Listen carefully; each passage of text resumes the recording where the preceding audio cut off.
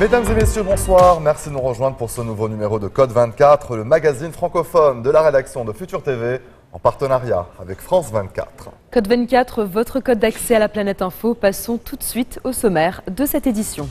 Direction d'abord la Thaïlande pour un focus consacré à l'immigration clandestine et au trafic d'êtres humains. Depuis plusieurs semaines, ces questions sont d'une actualité brûlante dans cette région d'Asie du Sud-Est. C'est l'une des plus belles baies du monde. La baie de Somme est le plus grand estuaire du nord de la France avec un écosystème exceptionnel. Ce soir, dans Code 24, nous vous faisons découvrir cet univers entre Atlantique et terre de Picardie. Le Kenya cible des attaques menées par Al-Shabaab, la filière d'Al-Qaïda originaire de Somalie voisine. Nous irons notamment à Garissa où la population chrétienne se sent particulièrement visée. Nous vous emmènerons ensuite dans les coulisses des préparatifs des collections automne-hiver 2015 des grandes maisons de couture, véritable vitrine mondiale des groupes de luxe.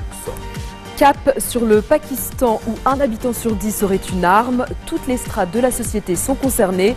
En cause, le manque de confiance dans la capacité du gouvernement à protéger ses citoyens. Et coup de projecteur enfin sur les prisons françaises qui réfléchissent à regrouper les détenus islamistes pour éviter qu'ils ne radicalisent les autres prisonniers. On vous dira pourquoi il s'agit d'une mesure à double tranchant. Direction la Thaïlande pour un focus consacré à l'immigration clandestine et au trafic d'êtres humains. Depuis plusieurs semaines, ces questions sont d'une actualité brûlante dans cette région d'Asie du Sud-Est.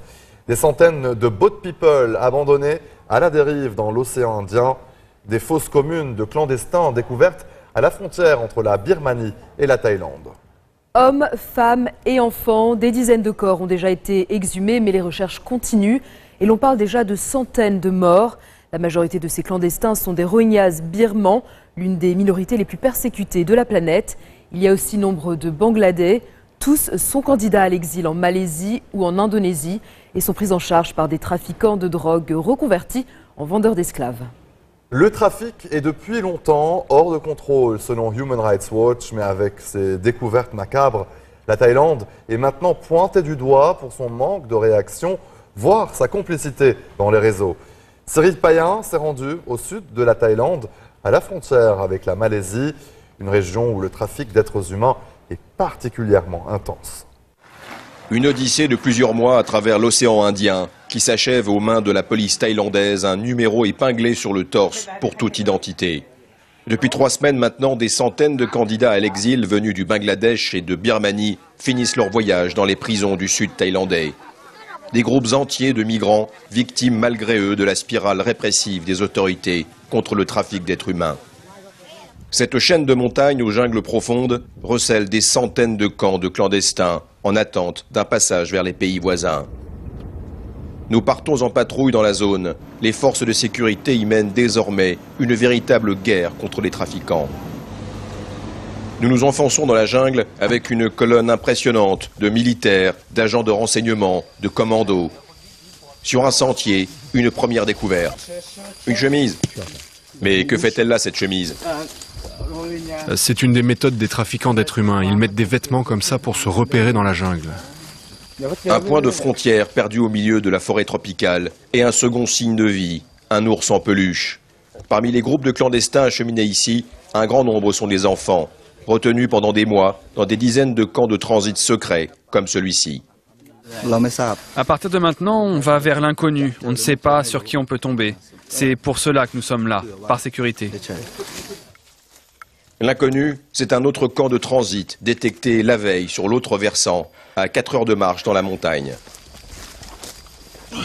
Pas trop vite maintenant, on ralentit. Cette prison de jungle vient d'être abandonnée. Il y avait au moins une centaine de migrants bangladais et Rohingyas birmans, volatilisés avec leurs passeurs. Ceux-là, ils ont dû réussir à passer en Malaisie. Je pense qu'ils ne sont plus en Thaïlande. La Malaisie, c'est juste par là, à quelques centaines de mètres. L'océan Indien, les côtes de l'archipel de Langkawi sur la rive malaisienne. L'Eldorado pour des centaines de milliers de migrants asiatiques chaque année. Si certains de ces nouveaux boat people fuient la misère au Bangladesh, un nombre croissant sont des Rohingyas musulmans, minorité apatride, persécutée en Birmanie. Ce bateau de pêche reconverti dans le transport de clandestins a été arraisonné la veille par la marine thaïlandaise. Il rapporte 800 000 $ par voyage aux trafiquants, une mine d'or.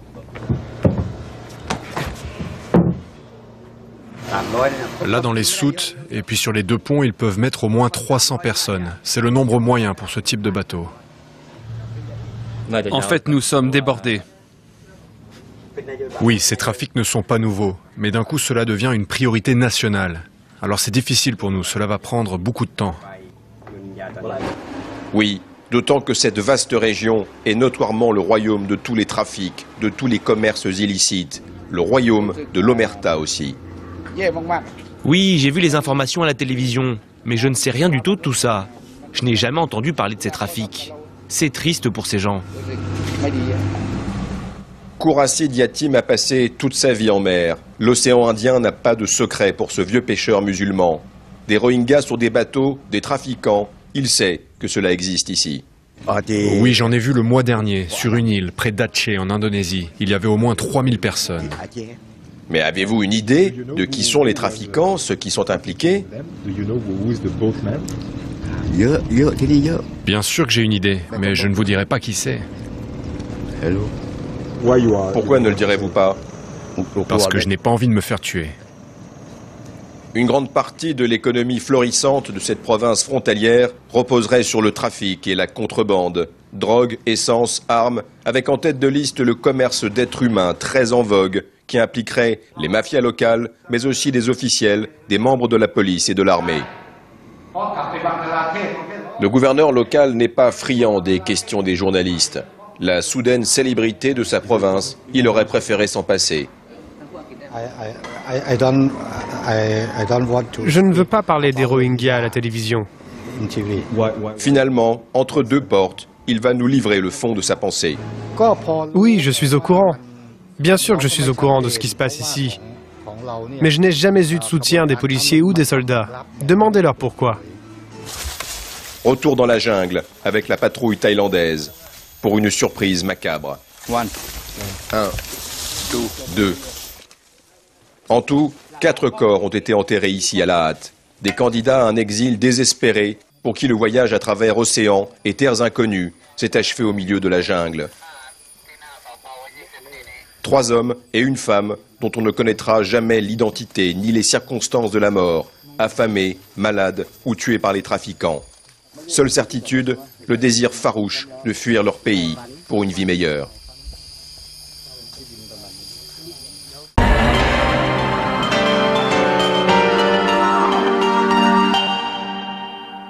C'est l'une des plus belles baies du monde. La baie de Somme est le plus grand estuaire du nord de la France, avec des kilomètres de dunes et de grandes étendues de sable. Dans cet écosystème exceptionnel cohabitent des agneaux de présalé, des phoques et surtout 360 espèces d'oiseaux protégés dans le plus grand parc ornithologique d'Europe, le parc du Marcanterre.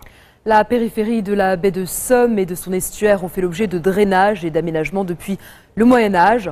En 1066, Guillaume le Conquérant fit mouiller sa flotte dans la baie de Somme et partit du port de Saint-Valery à la conquête de l'Angleterre.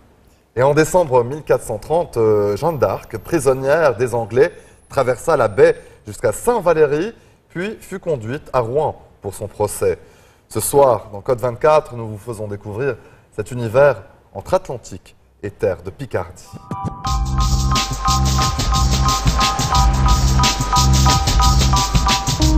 C'est l'une des plus belles baies du monde.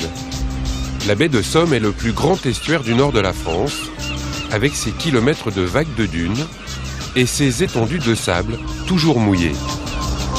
La rivière aux cours changeants dessine de frêles rubans d'eau, des prairies et des étangs. Dans cet écosystème exceptionnel cohabitent des agneaux de présalé, des phoques veaux marins et surtout 360 espèces d'oiseaux, toutes protégées dans le plus grand parc ornithologique d'Europe, le Marcanterre. Philippe Caruette est le responsable de cet écrin naturel.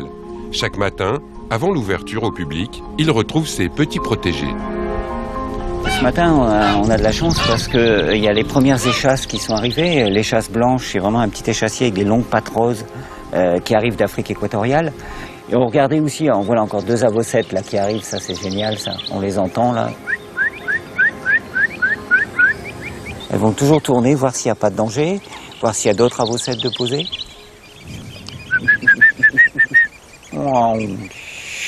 Hop, là. Ah, il y a un concert d'huîtres-épis là, on entend les huîtres-épis. Et puis on a les cigognes qui sont sur leur nid. Ah voilà, la revoit. Ah, génial, elle a été se baigner. Salutations. Vous arrivez jamais à la maison sans dire bonjour. Donc ça resserre les liens du couple, ça affirme le territoire sur le nid. Et ils vont se relayer pour couver. Là, les cigognes reviennent de migration, elles viennent juste de revenir. Pour une fois, on arrive à distinguer le mâle de la femelle, parce que la femelle est toute jaunâtre. C'est les terres d'Afrique, les terres du Niger, du Mali, la latérite qui a coloré le plumage. Et le mâle, lui, est vraiment blanc pur. Probablement qu'il a passé l'hiver en Europe, soit dans la région, soit en Espagne, soit au Portugal. Ah, il y a une tentative d'accouplement là. La baie de Somme, c'est 7000 hectares d'estuaire. Et quand ils survolent la région, eh bien, ils voient ces immenses zones de vasières, de dunes, de forêts, de marais. Et c'est ça qu'ils vont rechercher avant tout. Il est 10 h. Le parc a ouvert ses portes. Pour transmettre sa passion, Philippe est partout. Il partage sa longue vue et ne rate rien. Ça c'est top, avec les fines pattes roses. Ça c'est vraiment un bel oiseau. Je crois que l'observation de la nature, c'est peut-être le loisir le plus accessible à tous. Il n'y a pas besoin d'avoir un super équipement, il y a besoin juste des yeux, des oreilles. Donc c'est l'accessibilité à la vie pour tout le monde. En baie de Somme, la terre n'est jamais complètement recouverte et la mer jamais totalement découverte.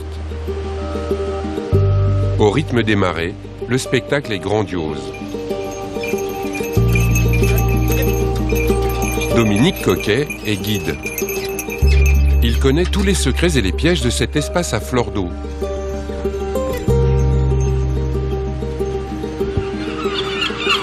Cet après-midi, la mer est basse. Cet endroit est un des endroits les plus préservés de tout le littoral français. La mer recule de 14 km. C'est vraiment un des endroits, probablement avec le Mont Saint-Michel, où l'amplitude des marées est la plus importante. Cette baie de Somme fait partie d'un club très fermé, qui est celui des plus belles baies du monde. Et en même temps, comme vous le voyez aujourd'hui, avec un jour un peu perlé, c'est presque un tableau abstrait. C'est-à-dire c'est quelque chose dans lequel les gris et les beiges se trouvent complètement mélangés. Et de ce fait, il y a une sorte de pureté qui se dégage de cet endroit. La mer remonte déjà. Le flot envahit les bancs de sable à près de 3 mètres par seconde.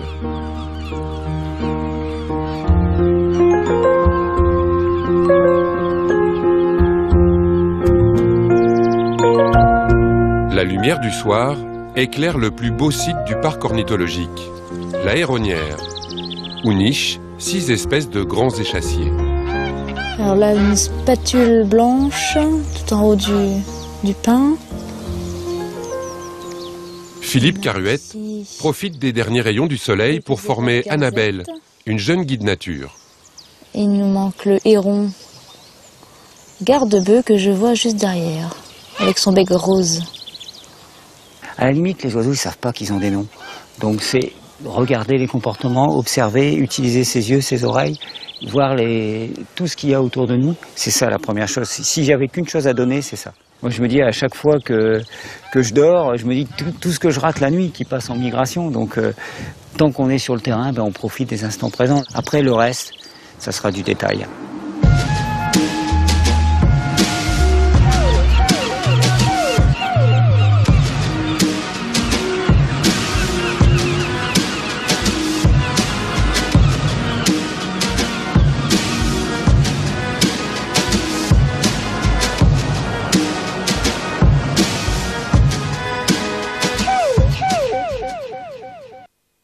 Restez sur Futur TV, on se retrouve dans quelques instants. A tout de suite.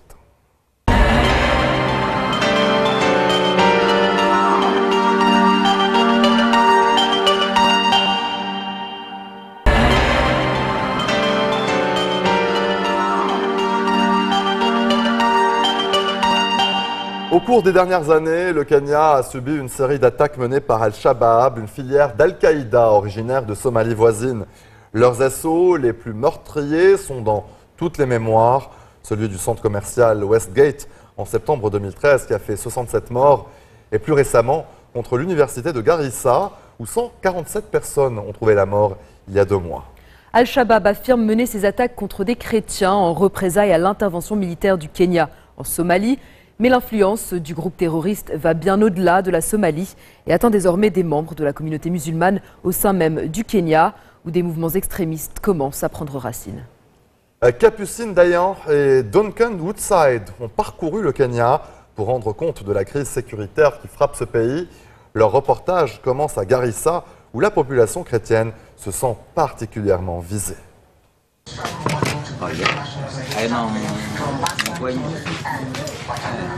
Des membres de la petite communauté chrétienne de Garissa sont réunis pour le petit déjeuner. C'est le ramadan et les Shebabs menacent de mener de nouvelles attaques au Kenya. Avant le massacre contre l'université de Garissa, le 2 avril, les chrétiens avaient déjà été attaqués à plusieurs reprises. Titus a été touché par balle lorsque des extrémistes islamistes ont ouvert le feu contre une église il y a 4 ans. C'est par là que la balle est sortie. La plupart des chrétiens qui travaillent à Garissa préfèrent envoyer leur famille vivre ailleurs. À une époque, nous vivions tous ici, mais à cause de l'insécurité, je me suis dit qu'il était temps que ma famille rentre à la maison. Ici, le principal sujet de conversation est le terrorisme. Les gens continuent de disparaître mystérieusement. Il y avait ce gars qui est parti dans une école religieuse en Ouganda. C'était quelqu'un d'éduqué. Il a commencé à appeler à la maison en disant « Je suis parti en Ouganda ». Mais son frère lui a demandé « Tu ne serais pas en train de rejoindre le groupe Al-Shabaab ? Parce que si c'est ça et que tu te fais prendre, personne ne pourra nous blâmer. Parce qu'on ne sait pas pourquoi tu es parti là-bas. » Et puis après, quand des membres d'Al-Shabaab ont été tués, son frère l'a identifié parmi les morts.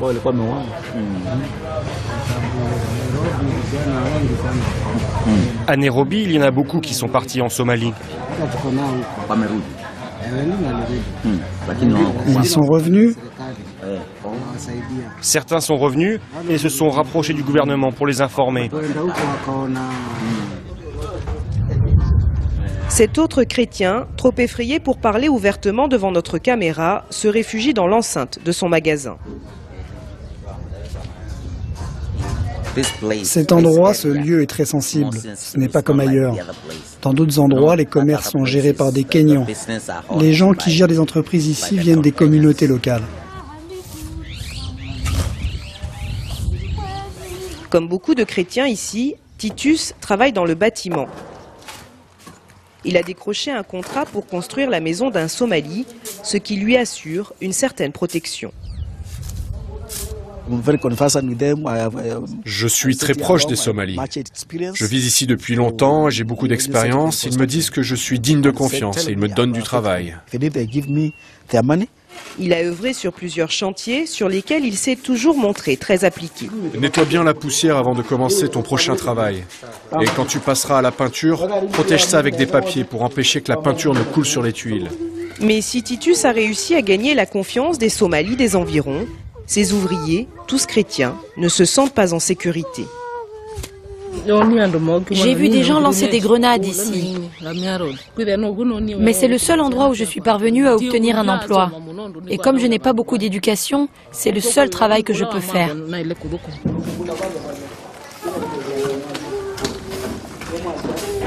L'attaque contre l'université de Garissa a été la plus importante jamais perpétrée au Kenya. Au moins 147 personnes y ont perdu la vie. Comme à leur habitude, les Shebabs ont relâché les musulmans alors que les chrétiens ont été massacrés.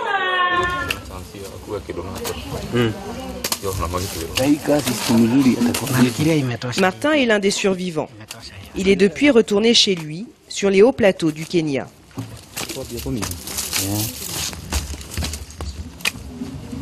Deux de ses meilleurs amis sont morts dans le massacre. Pour s'échapper du campus, il a dû escalader une clôture à l'arrière de l'université. Et il s'est très vite rendu compte que personne ne voulait lui venir en aide. Tu arrives chez quelqu'un et ensuite il te dit ou elle te dit non, retourne là-bas. Après, ils se mettent à parler dans leur langue. Tu ne comprends rien. Et puis, ils referment la porte. Alors qu'est-ce que tu peux faire? Tu es confus, tu es seul. Imagine là où j'étais seul. Finalement, nous confie Martin, un homme l'a laissé entrer chez lui, en même temps que d'autres évadés. Il leur a montré par où s'échapper, tout en soulignant qu'ils ne pouvaient pas prendre le risque d'être vus en leur compagnie par d'autres Somalis.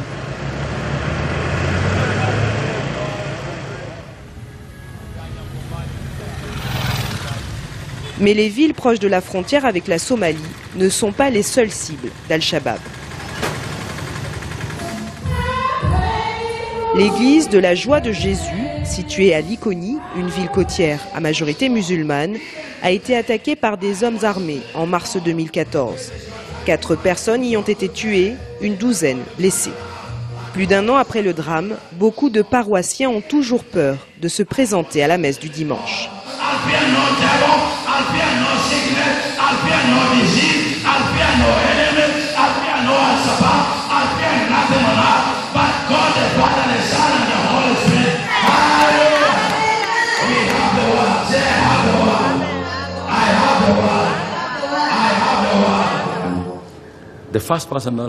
La première personne qui a été tuée était couchée là.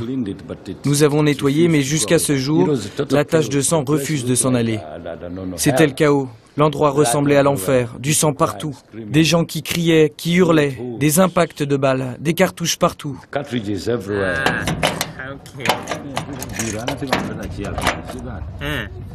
Georges nous explique qu'il lui a fallu du temps pour persuader sa femme de retourner à l'église. Il est déterminé à ne pas succomber à la tentation de la haine ou de la vengeance. Leur intention est de créer de l'animosité entre les chrétiens et les musulmans, pour que ce soit plus facile pour eux. Quand nous avons été frappés, certaines personnes pensaient que nous devions condamner l'islam. Mais nous ne pouvons pas faire ça, parce que c'est ça l'intention de l'ennemi.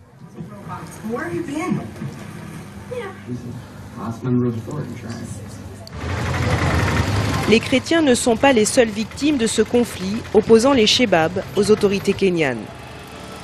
Mombasa, deuxième plus grande ville du pays.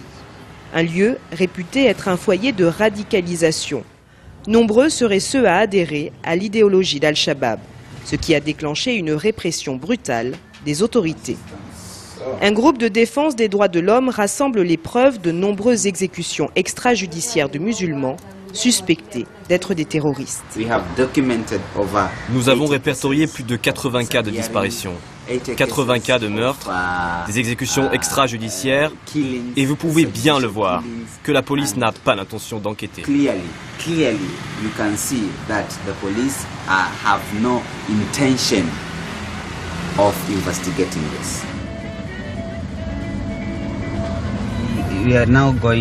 Nous allons maintenant voir Mama Nadia. Mama Nadia est une femme en deuil. Son fils a été brutalement assassiné en septembre de l'année dernière.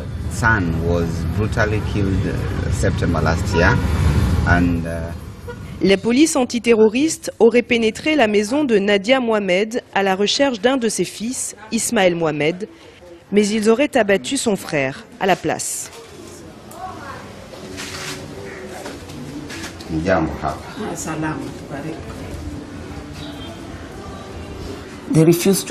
Ils ont refusé d'allumer la lumière et utilisaient juste leurs armes avec de la lumière dessus. Ils cherchaient partout et nous on était là juste assis. Je ne pensais pas qu'ils avaient tué mon fils. Je pensais qu'ils essayaient juste de nous effrayer. Je continuais à pleurer et je me suis même urinée dessus à force de trembler. J'ai dit à mon fils d'aller fermer la porte et il m'a dit « Maman, il y a un corps ici ». Je suis sortie et j'ai vu mon fils couché. Il avait la tête en sang et là aussi du sang. J'ai commencé à crier pour demander de l'aide. Ils ont tué mon fils, mais ils étaient déjà partis. Il restait juste moi et mon fils et celui qui a été tué. Mon fils n'était pas un terroriste. Ils ont tué mon fils, c'était mon aîné. Nous avons demandé à plusieurs reprises à la police de répondre à ces accusations, en vain.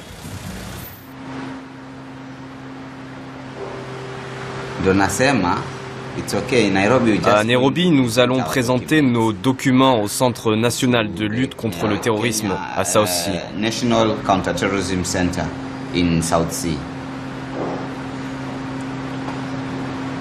Vous allez présenter aujourd'hui ? Fahad continue d'enquêter sur ce cas et sur d'autres exécutions extrajudiciaires présumées. Un travail rendu difficile par le gel des comptes de son association, Musulmans pour les droits de l'homme, par le gouvernement, qui prétend que le groupe a des liens avec des extrémistes. L'une des provinces perçues comme particulièrement vulnérable en ce qui concerne le recrutement des Shebabs se trouve sur la côte nord du Kenya, la province de Lamu. Le mécontentement social est un terreau idéal pour le groupe islamiste. Jacob, comme des milliers d'autres jeunes, attend sa carte nationale d'identité. Elle doit lui être délivrée par le gouvernement du comté. Certains patientent depuis plus de 2 ans. Sans ce document, impossible de travailler ou d'ouvrir un compte en banque. Je suis énervé. J'ai 2 bras, j'ai 2 jambes et je ne peux pas travailler. Et sans carte d'identité, impossible de voyager. Ces jeunes, âgés de 18-19 ans, sont prisonniers dans leur propre ville. J'ai l'impression de ne pas être un citoyen du Kenya. Et ça devient grave car nous sommes constamment soupçonnés de ne pas être kenyans. Et pour nous tous, c'est une situation qui devient dangereuse.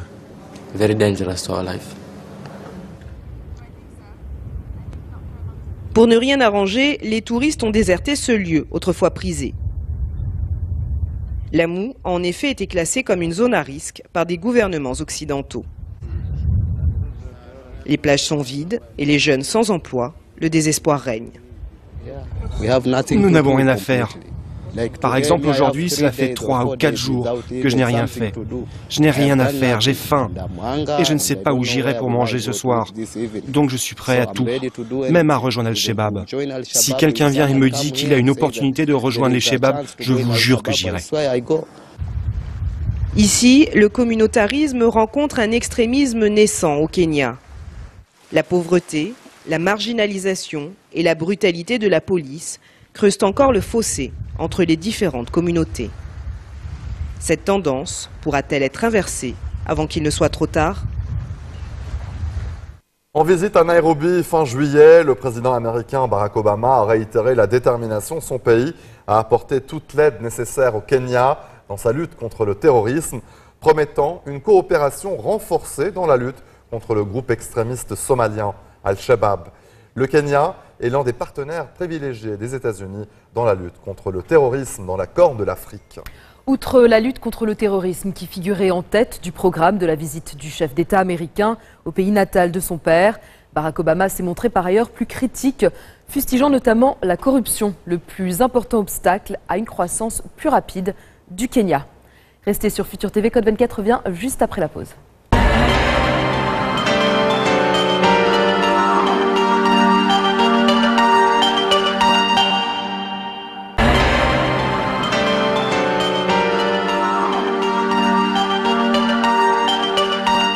Nous vous emmenons à présent dans les coulisses des préparatifs des collections automne-hiver 2015 des grandes maisons de couture. Vitrine mondiale incontestée des groupes de luxe.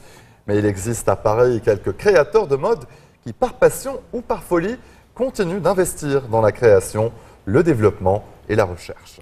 Car la couture, c'est avant tout savoir prendre le temps, se laisser inspirer par son environnement, sa culture, son héritage, partir d'un croquis ou d'un moulage sur mannequin pour imaginer des créations uniques et réaliser 2 collections par an. Reportage.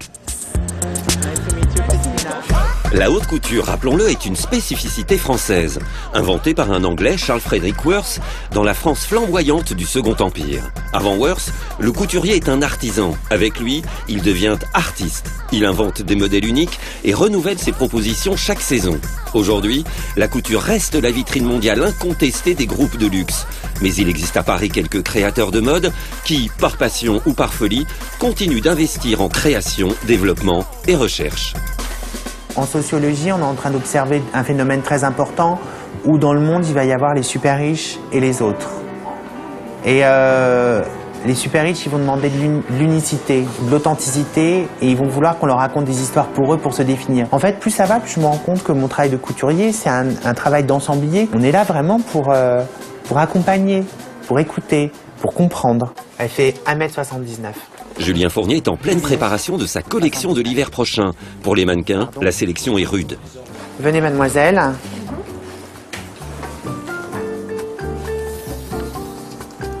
1,14 m de jambes, ce ne sera pas possible. Non, non, elle est toute petite, c'est une petite mimine. Oui.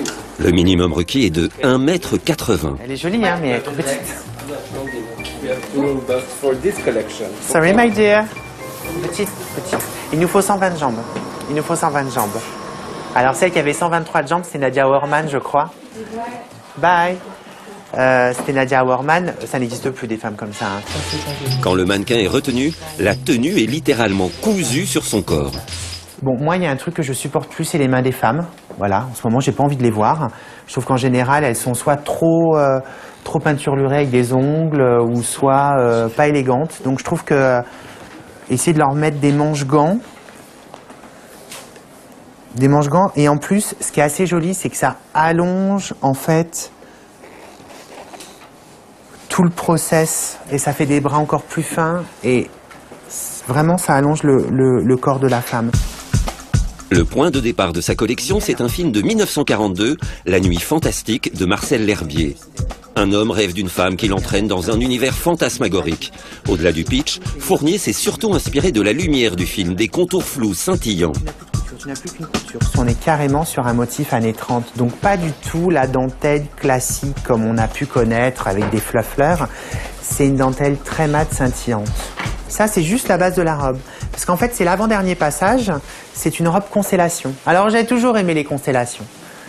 Parce que, évidemment, quand on se perd la nuit, il faut qu'on se projette vers l'étoile. Et donc, du coup, je vais vous montrer comment on est en train de monter le dessus.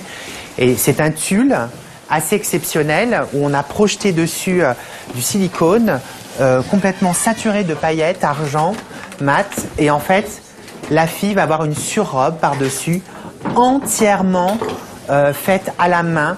Une autre caractéristique de la haute couture, c'est qu'elle n'est présentée que quelques semaines avant la saison, contrairement au prêt-à-porter qui est présenté, lui, plusieurs mois à l'avance et donc susceptible d'être contrefait. Pour éviter ces fâcheries, Fournier présente donc son prêt-à-porter en même temps que sa couture. Donc il n'y a plus de déflagration d'image et plus de phénomène de copie. Et c'est là que c'est intéressant, parce que du coup, je montre ma collection en prêt-à-porter et couture pendant la couture, et tout de suite c'est en boutique.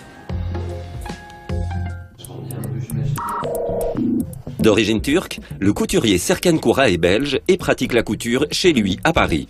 Studio, essayage, showroom, tout rappelle l'atmosphère d'une maison à l'ancienne. Spécialiste de la plume et des corsets, il a travaillé notamment aux côtés de Jean-Paul Gaultier, il articule sa collection autour d'un thème fort populaire, la Reine des Neiges. On regarde un petit peu, c'est vraiment des éclats de flocons sur d'autres flocons, sur encore d'autres flocons, et après, de petit à petit, ça se diminue. Pour faire vivre sa maison de couture qui n'a que 3 ans, Serkan Koura multiplie les collaborations avec des marques établies, Swarovski ou Victoria's Secret.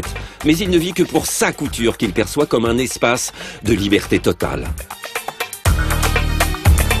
J'ai un mannequin qui s'appelle Alex Vetter, qui est un androgyne, qui est, je le vois en homme, il est juste sublissime, en femme il est sublissime, et je lui ai parlé l'autre jour et il me fait « Mais Serkan, c'est pas juste, je me travestis pas, je me fais pas ça, je me sens femme. C'est un homme qui peut être une femme, c'est un super pouvoir pour moi. C'est un peu un super pouvoir de pouvoir être ce qu'on veut et de pouvoir se permettre de faire ça. » Et puis, dans l'univers de la couture, il y a celles et ceux qui l'ont rejoint par des chemins détournés. Tran Thi Thanh Nga est vietnamienne, installée à Malakoff, près de Paris. Tour à tour footballeuse émérite, rédactrice en agence de publicité et ingénieure en mécanique, elle ne suit que ses propres règles, détourne les matériaux, réinterprète les héritages culturels vietnamiens et français. En fait, j'ai été très influencée par la mécanique, parce que c'est très précis.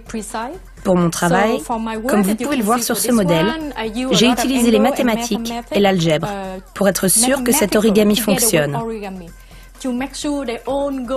Là, c'est plat, mais quand vous le posez sur un corps, cela prend la forme du corps. Cela demande beaucoup de calculs. Et je pense que mes études m'ont vraiment beaucoup aidé.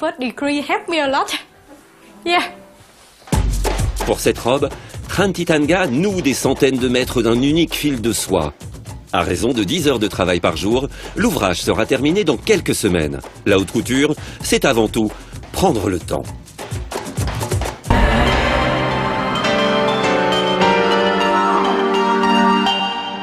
Au Pakistan, les armes sont partout, aussi bien dans l'espace public que chez les particuliers. Pas un VIP digne de ce nom n'accepterait d'être vu sans ses gardes lourdement armés. Le nombre d'armes détenues par les civils, légalement ou non, est estimé à au moins 18 millions, soit plus de 11 armes pour 100 personnes. Une tendance qui s'est accentuée ces dernières années alors que la situation sécuritaire du pays continue de se détériorer. Depuis février, il est même devenu possible pour les avocats d'obtenir une licence pour une arme par ailleurs interdite, telle qu'une Kalachnikov. Aujourd'hui, on trouve des armes en grand nombre dans tout le Pakistan et dans toutes les strates de la société. Elles servent aux terroristes, aux criminels, aux cartels de la drogue, ainsi qu'à tous ceux qui veulent se protéger de ces groupes et n'ont pas confiance en la capacité de l'État à assurer leur sécurité. C'est un reportage de Claire Debusier et Taha Sidi. Latif Afridi ne se déplace jamais sans ses hommes de main. 3 gardes armés, un dispositif indispensable au Pakistan pour les avocats comme lui, constamment sous la menace des talibans. Au mois de mars dernier, une bombe a été trouvée juste devant chez lui. Depuis, 2 gardes supplémentaires sont venus renforcer sa sécurité. C'est une forme de dissuasion, vous voyez. Tout le monde veut vivre, à part les kamikazes, ceux qui ont subi un lavage de cerveau. Mais autrement, tout le monde veut vivre. Donc quand ils voient que j'ai des armes, là c'est sûr, ils n'osent pas m'attaquer. Comme Latif Afridi, ils sont des centaines au Pakistan à avoir recours à ce genre de sécurité personnelle. Même les médecins ou les ingénieurs sont susceptibles d'être kidnappés contre rançon. Conséquence, c'est la course à l'armement, spécialement dans le nord-ouest du pays. En moyenne, 800 licences de port d'armes sont délivrées à Peshawar chaque mois. À 40 km de là, le village de Dara Demrel, spécialisé dans l'industrie de l'armement fait maison. Les fabricants sont capables de copier n'importe quel modèle.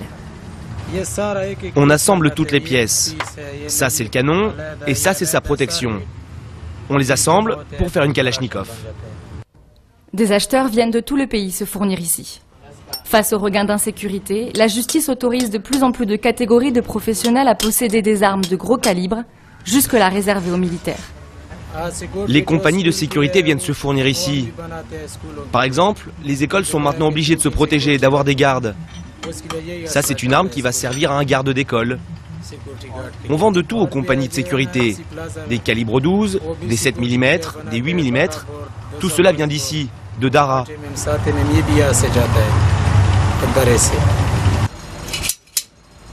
18 millions d'armes, légales ou illégales, circulent en ce moment au Pakistan. Pour Pervez Oudboy, militant des droits de l'homme, cette prolifération est le signe de l'échec de l'État pakistanais. Les maisons des riches au Pakistan sont entourées de fils barbelés. Il y a des gardes privés et ces gardes ne portent pas seulement des pistolets, ils ont des fusils, des armes automatiques. C'est pour cela que nos villes ressemblent de plus en plus à de petites forteresses à l'intérieur de forteresses. Our cities are looking like little fortresses, mini fortresses within fortresses. Cette mosquée chiite de Rawalpindi ressemble à l'une de ces petites forteresses. Cette minorité musulmane est régulièrement la cible de groupes extrémistes. Au moins 4 mosquées chiites ont été attaquées depuis le début de l'année au Pakistan. Najam Jafferi, l'administrateur, a recruté 2 gardes. Leurs salaires et leurs armes sont payés par la communauté. Les policiers ne sont pas fiables, désolé de dire ça. Parfois ils viennent, parfois non. On ne peut pas compter sur la police. On compte sur nos propres gardes pour fouiller les gens et assurer notre sécurité. Leur présence rassure la plupart des fidèles. Pour d'autres, ce n'est pas une réponse suffisante face à la violence et au terrorisme. Les armes ne sont pas la solution. C'est de la mentalité des terroristes dont on doit se débarrasser. Récemment, le ministère de l'Intérieur a annoncé vouloir réexaminer toutes les licences de port d'armes avant la fin de l'année. Jusqu'à présent, les annonces de régulation n'ont jamais été suivies d'effet. Et chaque année, ce sont plus de 13 000 personnes qui sont tuées par des armes à feu au Pakistan. Souvenez-vous, en décembre dernier, un commando taliban faisait irruption dans une école de Peshawar, tuant 150 personnes, dont 132 élèves. Depuis, les enseignants pakistanais ont le droit d'apporter un fusil en classe. Certains ont même reçu une formation sur le maniement des armes à feu, des mesures qui doivent permettre de renforcer la sécurité dans les établissements scolaires. Restez sur notre antenne, on se retrouve dans quelques instants. A tout de suite.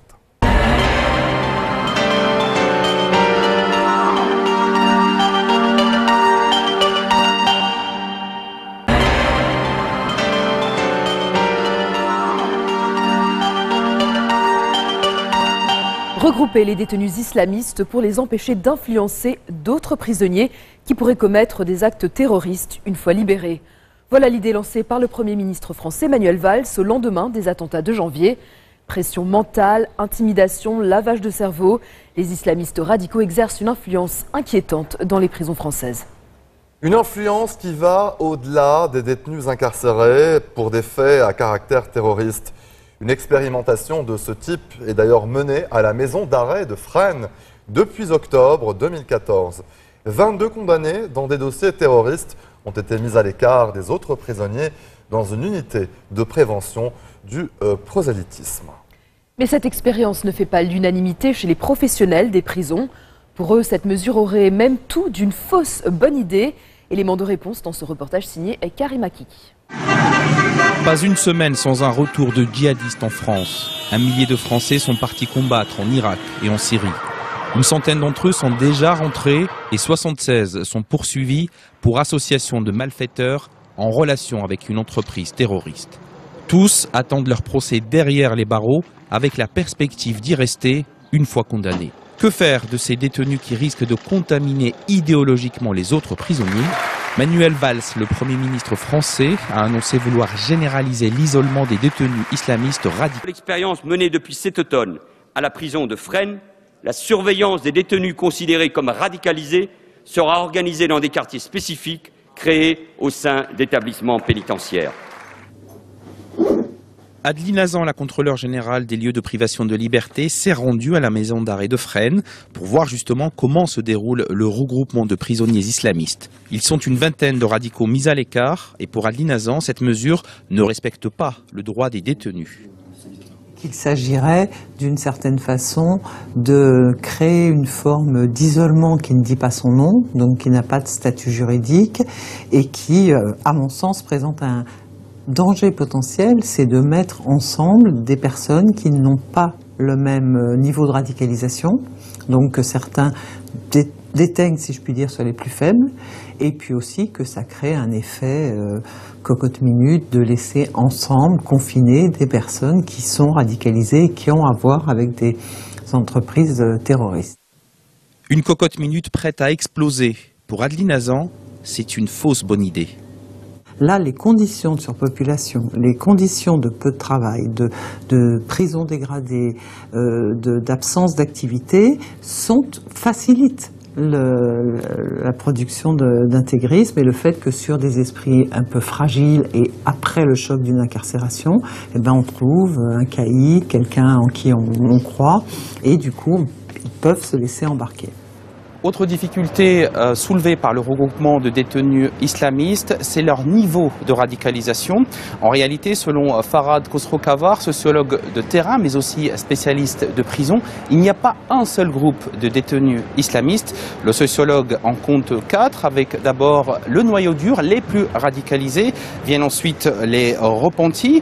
Il y a également les indécis, très influençables, et puis le dernier groupe, ce sont les traumatisés du retour du djihad.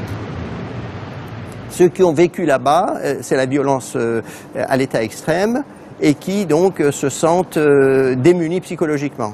De retour, ils peuvent commettre des attentats ou autres, non pas en raison de leur adhésion à l'idéologie djihadiste, mais du fait même de leur instabilité mentale. 10% de la population carcérale souffre de problèmes psychologiques majeurs, des détenus fragiles et très influençables qui constituent des proies faciles, des bombes à retardement difficilement gérables. Si on les met ensemble, c'est pas les repentis qui vont prendre le dessus, c'est les djihadistes endurcis qui vont en un sens pousser les uns et les autres à revenir dans le sillon de la guerre sainte au sens extrémiste qu'ils entendent. Par conséquent, le fait de mettre sans distinction ces 4 groupes ensemble peut se révéler catastrophique par la suite. S'il est encore trop tôt pour évaluer les résultats d'une telle expérimentation, les syndicats de l'administration pénitentiaire sont d'ores et déjà mitigés. Difficile, d'après eux, de sonder l'âme des prisonniers. Comment reconnaître un extrémiste ou encore reconnaître un détenu qui est en voie de radicalisation?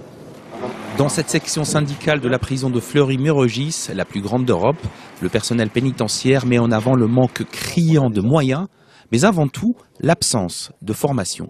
On va avoir des gars qui vont sortir ou qui sont déjà sortis de Syrie.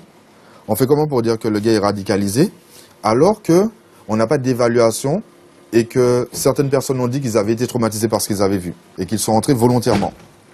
Mais s'ils sont incarcérés un jour, comment nous on va évaluer le processus? La création d'une unité dédiée suppose, d'après le personnel pénitentiaire, la mise en place d'un régime d'isolement avec un prisonnier par cellule, des parloirs et des promenades sans croiser les autres détenus. En quelque sorte, un traitement VIP en prison. Est-ce qu'à un moment donné, ça ne va pas être vu comme un régime différencié à l'avantage, justement, des personnes dites radicalisées? Et est-ce que d'autres personnes détenues n'auront pas la volonté à un moment d'intégrer ce quartier en se faisant passer, justement, soit dans un processus de radicalisation, ou alors pour des personnes très radicalisées? Marie-Alix Canu-Bernard a longtemps défendu Hamidi Koulibaly quand il n'était pas encore devenu terroriste. Cette pénaliste a constaté la radicalisation de son client après le passage par la case prison. L'avocate estime qu'en l'état actuel des choses, la prison n'est pas la sanction appropriée pour des détenus déjà radicalisés. Moi je pense que la prison telle qu'elle existe actuellement n'est pas une solution. La preuve, on le voit dans les taux de délinquants condamnés qui arrivent véritablement à s'amender et à se réinsérer, ils sont très peu nombreux. Donc il faut leur donner envie de changer. Il faut qu'ils rencontrent aussi les bonnes personnes et il faut qu'en prison, il y ait les bonnes personnes, au sens propre comme au sens figuré, qui leur permettent de se donner les moyens et de donner envie de changer. Plutôt que de créer un Guantanamo à la française, certains parlementaires préconisent de suivre l'exemple anglais. En 2013, les Britanniques ont mis en place un programme de lutte contre la radicalisation en prison, avec des structures spécialisées composées de psychologues, de travailleurs sociaux et de représentants du culte musulman. Code 24, c'est déjà fini pour cette semaine. Nous vous donnons rendez-vous la semaine prochaine pour une nouvelle fenêtre sur l'actualité internationale. Vous pouvez dès à présent revoir cette émission sur notre site internet. N'hésitez pas à nous envoyer vos commentaires à l'adresse qui s'affiche au bas de votre écran. Excellente suite de programmes sur notre antenne et très bonne soirée. Bonne soirée.